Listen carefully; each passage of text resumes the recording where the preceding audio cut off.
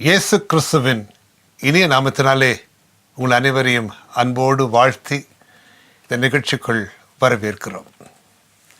இயேசுவின் தழும்புகளான நிகழ்ச்சியின் மூலமாக உங்களை மீண்டுமாக சந்திப்பதிலே பெரும் மகிழ்ச்சி அடைகிறோம். வருகையின் ஆயத்தங்கள் என்கிற தலைப்பில் நாம் தொடர்ந்து தியானித்து கொண்டு வருகிறோம். இந்த கடைசி நாட்களிலே வருகையை எதிர்நோக்கி நாம் காத்திருக்கும் இந்த வருகையின் நாட்களிலே ஆண்டவராகிய இயேசு கிறிஸ்து கூறின அநேக வருகையின் அடையாளங்கள் நிகழ்ந்து கொண்டிருப்பதை நாம் அனுதினமும் நாம் காண்கிறோம்.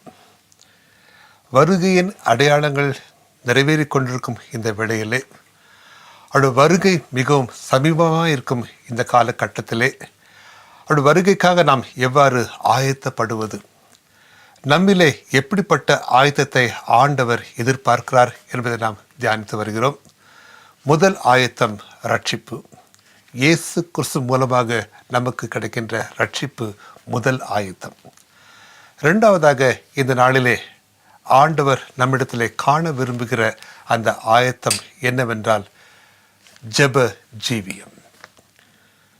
ஜெப ஜீவியம்.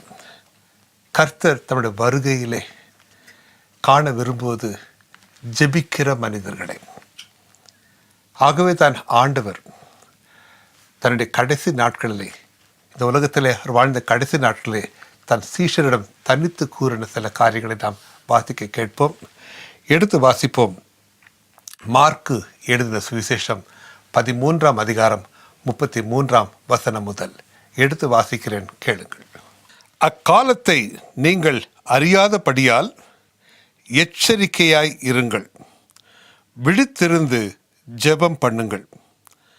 35ஆம் வசனம், அப்படியே நீங்களும் விழித்திருங்கள், ஏனெனில் வீட்டெஜமான் சாயங்காலத்திலோ நடு ராத்திரியிலோ சேவல் கூவும் நேரத்திலோ காலையிலோ எப்பொழுது வருவான் என்று நீங்கள் அறியீர்கள்.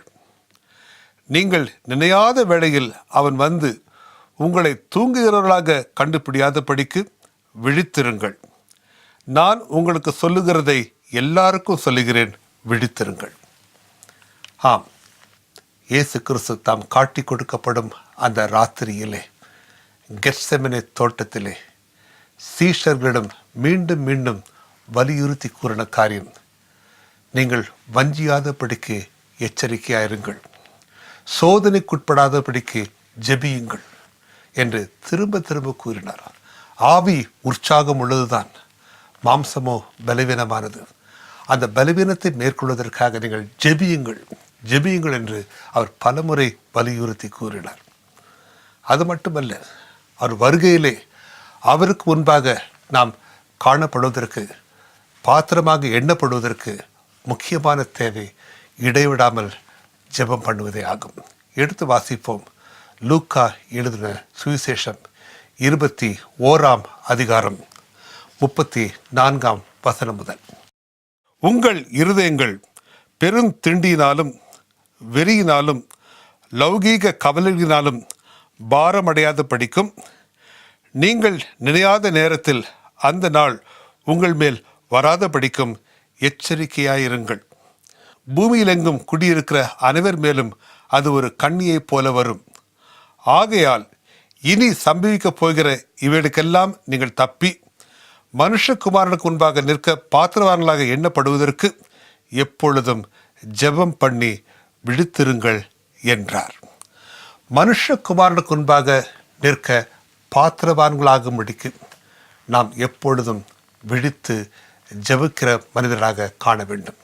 இந்த கடைசி நாட்களிலே ஆண்டவர் விரும்புவது ஜெபிக்கிற மனிதனை. ஆண்டவர் ஜெபிக்கிற ஒரு கூட்டத்தை விரும்புகிறார். இந்த கடைசி நாட்களிலே திறப்பின் வாசலிலே எவன் ஜெபிப்பான் என்று ஆண்டவர் ஆவலோடு பார்க்கிறார். அன்பான தேவ ஜனமே, இந்த வேளையிலும் கூட நம்மை நாமே நிதானித்து சோதித்தறிவோம். நாம் எந்த அளவுக்கு ஜெபிக்கிறோம், நம்முடைய ஜெப ஜீவியம் எவ்வாறு காணப்படுகிறது.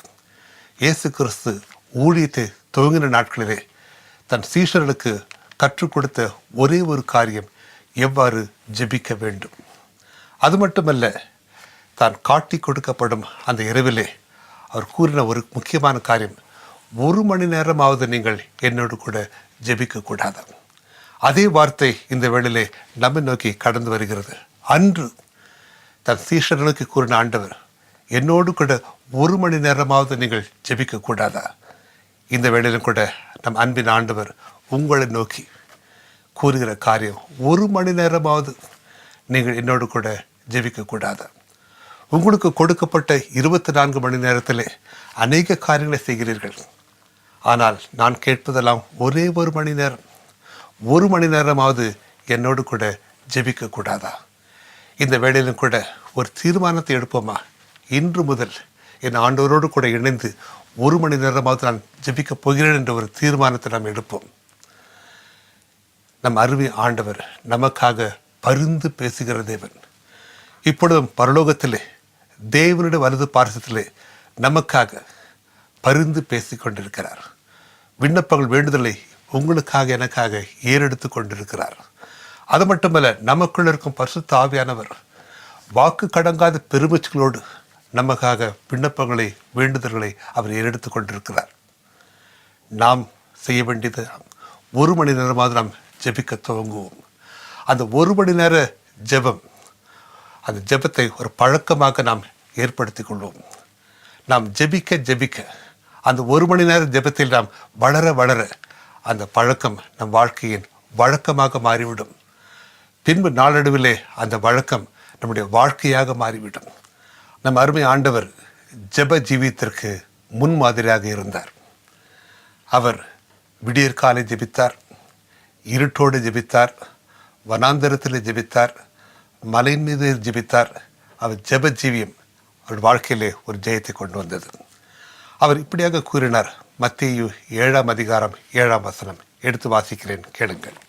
கேளுங்கள், அப்பொழுது உங்களுக்கு கொடுக்கப்படும். தேடுங்கள், அப்பொழுது கண்டடைவீர்கள். தட்டுங்கள், அப்பொழுது உங்களுக்கு திறக்கப்படும். ஏனென்றால் கேட்கிறவன் எவனும் பெற்றுக்கொள்கிறான், தேடுகிறவன் கண்டடைகிறான், தட்டுகிறவனுக்கு திறக்கப்படும். 3 காரியங்களை ஆண்டவர் கற்பிக்கிறார். முதலாவது கேளுங்கள், பின்பு தேடுங்கள், பின்பு தட்டுங்கள். அநேகர் கேட்கிறதோடு மட்டும் நிறுத்தி விடுகிறார்கள். ஆனால் அதை தொடர்ந்து நாம் தேட வேண்டும், தட்ட வேண்டும். ஆவிக்குரிய அர்த்தம் என்னென்றால், ஜெபத்திலே நாம் ஆண்டவரை நோக்கி கேட்கிறோம், அதோடு விட்டுவிடாமல் தேட வேண்டும். தேவனுடைய சித்தம் என்ன என்பதை நாம் தேட வேண்டும். அது மட்டுமல்ல, தட்ட வேண்டும்.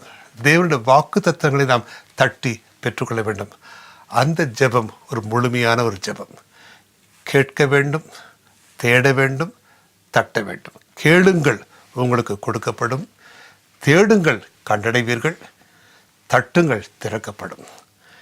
இந்த ஒரு ஜெப ஜீவியத்தை ஆண்டவர் நமக்கு கற்றுக் கொடுத்திருக்கிறார். நாம் இப்படியாக ஜெபிக்கும் பொழுது ஜெபத்தில் நாம் வெற்றி பெறுவோம், ஜெப ஜீவியத்தில் நாம் வளருவோம். நம் அருள்நாதர் இயேசு கிறிஸ்து கெத்செமனே தோட்டத்திலே எவ்வாறு ஜெபித்தார் என்பதை நாம் வேதத்தில் வாசிக்கிறோம். லூக்கா 22ஆம் அதிகாரம் 42ஆம் வசனம் முதல் வாசிக்கிறேன், கேளுங்கள். பிதாவே, உமக்கு சித்தமானால் இந்த பாத்திரம் என்னை விட்டு நீங்குவிட செய்யும். ஆயினும் என்னுடைய சித்தத்தின்படி அல்ல, உம்முடைய சித்தத்தின்படியே ஆக கடவுது என்று ஜெபம் பண்ணினார். அப்பொழுது வானத்திலிருந்து ஒரு தூதன் தோன்றி அவரை பலப்படுத்தினான். அவர் மிகவும் வியாகுலப்பட்டு அதிக ஊக்கத்தோடு ஜெபம் பண்ணினார். அவருடைய வேர்வை இரத்தத்தின் பெருந்துளிகளாக தரையிலே விழுந்தது.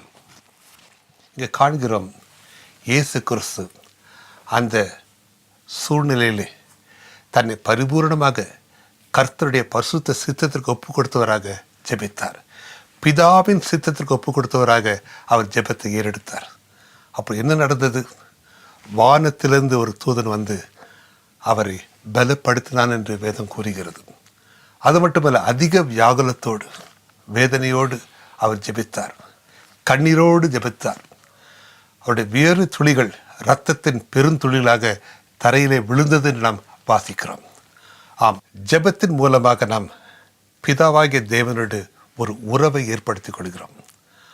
நம் ஜெபம் நம்மை பிதாவோடு கூட இணைத்து விடுகிறது. அவரோடு கூட உறவாடுகிறோம், உரையாடுகிறோம்.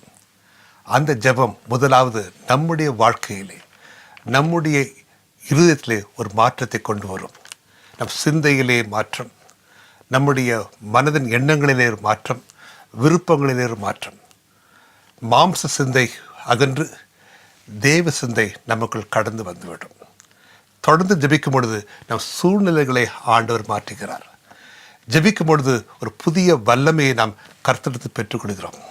ஒரு புதிய அபிஷேகத்தை நாம் கர்த்தரில் பெற்றுக்கொள்கிறோம். ஜெபிக்கிற மனிதன் ஜெயிக்கிற மனிதன், ஜெபிக்கிற மனிதன் ஜொலிக்கிற மனிதன். நம்ம சூழல் உள்ள உலகத்தார் நம்மில் காணப்படும் அது தேவ வல்லமை, அந்த தேவ அபிஷேகத்தை காண்பார்கள். அது நிமித்தம் சூழ்நிலைகள் மாற்றப்படும். நம்முடைய வாழ்க்கையே ஒரு ஜெப ஜீவமாக மாறும். கர்த்தர் அப்படிப்பட்ட ஜெபிக்கிற மனிதனை காண விரும்புகிறார்.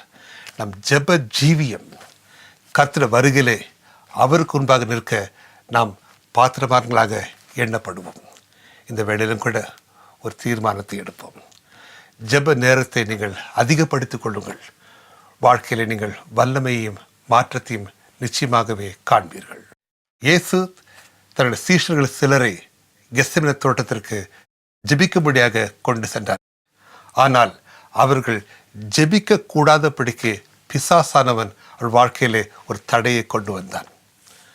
வேதத்தில் வாசிக்கிறோம், அவர்கள் நித்திரை மயக்கம் அடைந்தவர்களாக அவர்கள் ஜெபிக்க தவறினார்கள். அதன் பின்பு வாசிக்கிறோம், துக்கத்தினாலே, உலகத்தில் உள்ள துக்கத்தினாலே அவர்கள் ஜெபிக்க தவறினார்கள் என்று வேதம் கூறுகிறது. தூக்கமும் துக்கமும் அவர்கள் ஜெப ஜீவியத்திற்கு தடையாக வந்தது. எடுத்து வாசிக்கிறேன், கேளுங்கள். மத்தேயு 26 அதிகாரம் 43 அவர் திரும்ப வந்தபோது அவர்கள் மறுபடியும் நித்திரை பண்ணுகிறதை கண்டார். அவருடைய கண்கள் மிகுந்த நித்திரை மயக்கம் அடைந்திருந்தது. சரீர பலவீனம். ஆகவே தான் ஆண்டவர் கூறினார், ஆவியோ உற்சாகம் உள்ளது, மாம்சமோ பலவீனமானது. அநேக முறை இந்த நித்திரை மயக்கத்தினாலே அநேகருடைய ஜெபங்கள் தடைப்படுவதை நாம் அறிவோம். அதை நாம் மேற்கொள்ள வேண்டும். அடுத்தபடியாக துக்கத்தினாலே அவர்கள் ஜெபம் தடைப்பட்டதென்று வேதம் கூறுகிறது. எடுத்து வாசிப்போம். லூக்கா எழுதின சுவிசேஷம் 22:45. அவர் ஜெபம் பண்ணி முடித்து எழுந்திருந்து தம்முடைய சீஷரிடத்தில் வந்து அவர்கள் துக்கத்தினாலே நித்திரை பண்ணுகிறதை கண்டார். துக்கம், உலக பிரகாரமான துக்கம், தேவையில்லாத கவலைகள், அனாவசியமான கவலைகள், இவைகள் நிமித்தம் அனைவருடைய ஜெபங்களை பிசாசானவன் தடை செய்கிறான். இந்த வேளையிலும் கூட ஒரு மாம்ச பலவீனமோ அல்லது தேவையில்லாத கவலைகளோ எதுவாக இருந்தாலும் கர்த்தர் அதை மேற்கொள்ள உதவி செய்வார். எப்பொழுது ஒரு தீர்மானத்தை எடுக்கும் பொழுது, இன்று முதல் என் ஜெப நேரத்தை நான் அதிகரித்துக் கொள்வேன், 1 மணி நேரமாவது நான் கர்த்தர் சமூகத்தில் காத்திருந்து ஜெபிப்பேன், ஜெப வாழ்க்கையை நான் முன்னேற விரும்புகிறேன் ஒரு தீர்மானத்தை எடுக்கும் பொழுது கர்த்தர் உங்களை ஜெப வீரர்களாக நிச்சயமாகவே மாற்றுவார். உங்கள் மூலமாக கர்த்தர் பெரிய காரியங்களை செய்வார். நீங்கள் ஏறெடுக்கிற ஜெபம் உங்கள் வாழ்க்கையிலே ஒரு ஜெயத்தை, ஒரு விடுதலையை, ஒரு வெற்றியை கொண்டு வரும். கர்த்தர் வருகையில் நீங்கள் மனுஷகுமாரன் முன்பாக நிற்க பாத்திரவான்களாக எண்ணப்படுவீர்கள். கர்த்தர் தாமே நம்மை ஆசீர்வதிப்பாராக. ஆமென். பிரதான தூதன் எக்காலம் முழங்கு, பரமன் இயேசு வருவார், பரமன் இயேசு வருவார்.